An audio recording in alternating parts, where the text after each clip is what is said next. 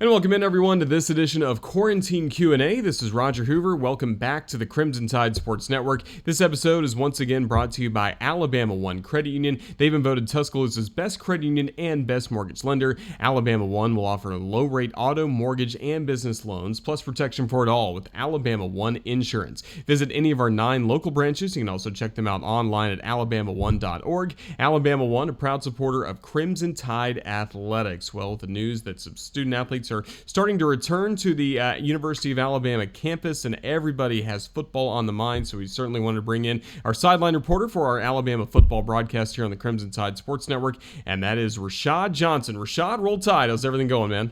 Roll tide, Roger. Going well, man. Yourself? Yeah, it's going well, and certainly we're glad to be talking a little bit of football as we are starting to get some good news that athletes are starting to return to campus, and with June 8th, the voluntary workouts approved by the SEC. Rashad, we're starting to see this at campuses all across the conference and really all across America. That's got to be exciting that some players are starting to find their way back on campus. Yeah, and everybody has went through a tough season with the quarantine, and the coronavirus has been, just a tough pandemic on the entire world. So to see things kind of starting to pick back up that bring excitement to so many people's lives, enjoy the game of football, just excited to see that these guys are coming back to campus and, getting an opportunity to do what they love to do. So just praying for safety and praying for the season continues to go well. Certainly hope so, and players have been working out some on their own, just trying to get ready for whenever the next time they will be able to train and get ready for the season. But what can you tell us about just how important this time of the year is typically in a college football season and the growth that players have at this time of the year?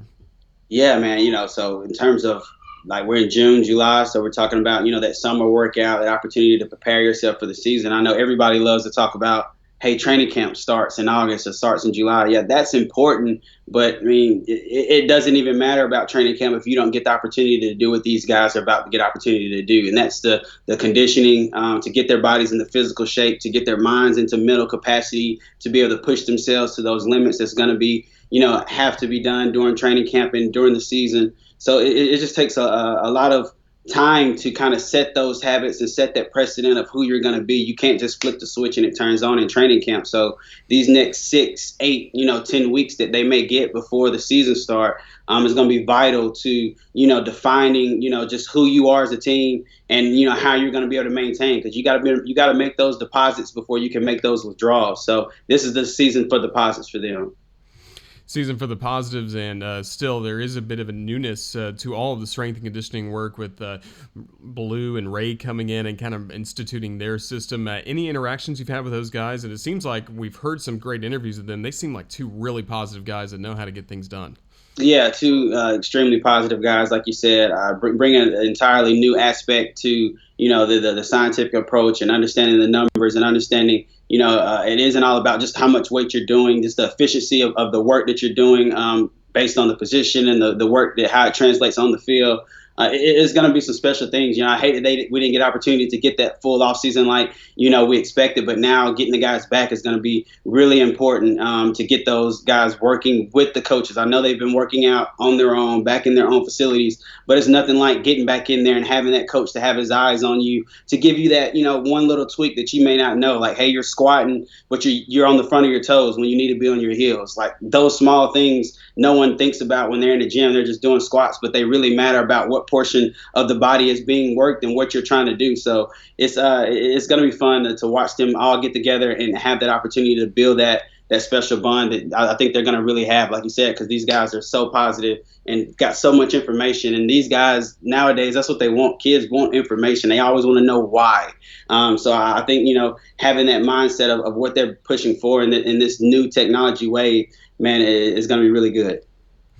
During the COVID-19 pandemic, really leadership is being tested across all levels of athletics. And you've been around Coach Saban as a player and now getting to work on the staff, being around him as well in your role with the network. Just what have you noticed about his leadership style when he's not able to get everybody in a room, but he's able to spread his message across to all levels of the football organization?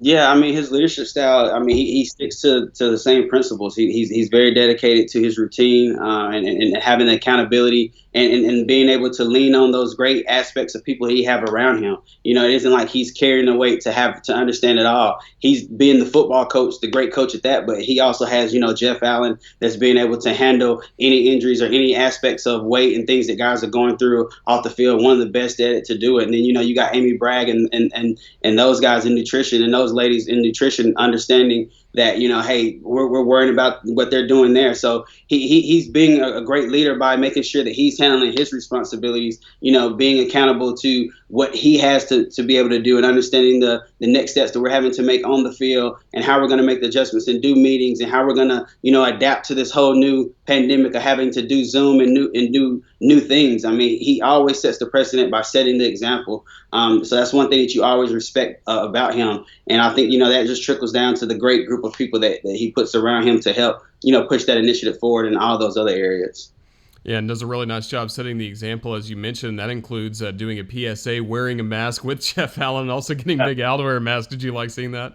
Yeah, I did, man. It was funny, but I mean, like you said, it was the perfect example. I mean, it needed to be said, and he's willing to, do whatever he needs to do to set that example in all aspects. So I think it's big, and make sure everybody's wearing their mask when they go out. Just because the guys are coming back and the NCAA has made these rules, it's still kind of left up to the fans. It's left up to the people to decide if we're going to have this season or not. And wearing those masks as we're going out, to Home Depot or going to grab something to eat. And, those small things are going to matter. And I see a lot of people that aren't really doing that right now. So, hopefully everybody takes Coach Saban's advice. You ain't got to take mine. Take Coach Saban's advice, and wear your mask.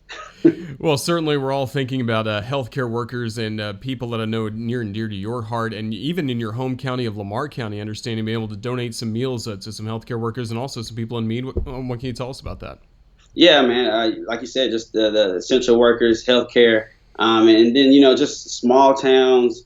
Major cities and major corporations have been affected, by this pandemic. And the essential workers are working all the time, so they're having a huge stress on them as well. So you can only imagine, like a small town that doesn't really already have many resources, how much lack of even more resources there is. So just to be able to partner with West Alabama Food Bank here in Tuscaloosa to provide, a little over 150 meals and groceries that, sustain families, for a week or so. Was just a tremendous opportunity to be able to give back to my hometown that I knew that was the need, and just being able to, just to be a vessel to say, hey, I know it's a tough time, but, we're going to walk on and we're going to do this thing together and just keep pushing forward. So it was a good time. Well, we're certainly proud of the efforts you've shown there with donating those meals and everything you're doing to be a positive influence in our community. We're all hoping to get back to a sense of normalcy coming up, and I know you got to be excited. There is a little bit of normalcy headed your way on Saturday. You'll be getting to talk with Eli Gold and John Parker Wilson as part of Alabama's new summer update show that's coming across the network from 10 to 12 Central. Eli will be down the lodge at Gulf Shores for that broadcast, but I'm sure you're looking forward to catching up with him and John Parker, and again, getting kind of ready for what hopefully is ahead in the fall. Yeah, getting back to get back in rhythm, to getting back to talking football. So, like you said, we're having a show on Saturday. Eli's down in the lodge. I may have to go visit him and check and just broadcast live with him. But it's going to be a good time. Just get a chance to do what we enjoy doing. Talking football. And just sharing Alabama football and what we're expecting on this new season. I mean, there's a lot of question marks, a lot of new faces and new pieces. I know we're talking about the strength conditioning staff, but I'm sure guys are going to be ready to talk football. With Dylan Moses coming back and Josh McMillan coming back. How is our young D-line now that it's grown a year? How are they going to respond? So just great things to look forward to and just talk ball and see how things are going to pan out. So I'm excited about it. Yeah, it certainly is exciting, and it's been cool for me over the last few weeks. I've reached out to you for some contact info, some former players. We've been doing these classic games from the Nick Saban era every Saturday across the network, and already we're now getting ready for 2nd and 26, getting ready for Alabama, Georgia from the championship game. But has it been fun to see a couple of those things pop up? And, everyone's really sharing their Alabama stories right now. You got to love that. Oh, yeah, man, because everybody has their own unique story, their own unique game play, that we all can remember. And, I mean, you're talking 2nd and 26, probably, arguably the greatest play in Alabama history that you can say. to win the national championship, to in the game that they were trailing, and the change of quarterbacks at halftime. Just so much that happened in that game. I remember being on the sideline and that throw and catch and just the explosion. It was just like, man, I felt like I was a part of it, even though I didn't play in that game. It was definitely one of the best games I ever been to. So yeah, reliving those memories, and we're all quarantined in the house, get an opportunity to like you said, bring that joy and take our minds off of some of the tragic things that are going on in the world today. It is always something good at times. Well, I got to pass on as well. A lot of the guys, especially from the 2009, 2010, 11 seasons, they got to see your leadership along with John Parker and the other captains in 2008. They really appreciated the example that you set, and I'm sure that's going to make you feel with a lot of pride as well, knowing what so many good seasons were on the way after you were done your playing days at Alabama. Yeah, man, for sure. You always would. You came to Alabama because of the tradition, the legacy, the championship aura that it represents. And, I would have loved to have won a championship, during my time there. I'm sure John Parker and Antoine and all of our guys would say the same. But to say that, we were a part of, impacting, like you said, so many of those other guys, like, that one match can, like that second match, that can keep that whole flame burning for years, man. So I'm just excited to have, like you said, have been a part of that group that have passed something down that, transcends football. These guys are also great young men that we're talking about here. Mark Ingram, national champion, Heisman winner, father. We can keep going on. Courtney Upshaw. We could just name guys down the list as we go. AJ McCarron. Just so many amazing players to come after us that we've had opportunity to kind of have during that era when we were there was just great. And to see how they continue to pass it on to this day, that's what makes the Alabama kind of culture what it is, because it becomes player driven more than it is, the coaches. Coach Saban definitely came in, implemented, his mindset, the process of what it takes to better yourself and, be able to handle those responsibilities and accountabilities and that brotherhood. Once we were able to grab that culture ourselves, man, and pass it along amongst the group, man, that's what keeps, a great culture and a great championship tradition going. So I'm excited to see, these guys that are stepping in, Mac Jones being able to step in after, a great Tua and a great Jalen Hurts, two awesome leaders, before him now that have been able to rub off on him. It's going to be awesome to watch him step in and be that leader and just see how it kind of just continues to trickle down, man. So it's definitely been great.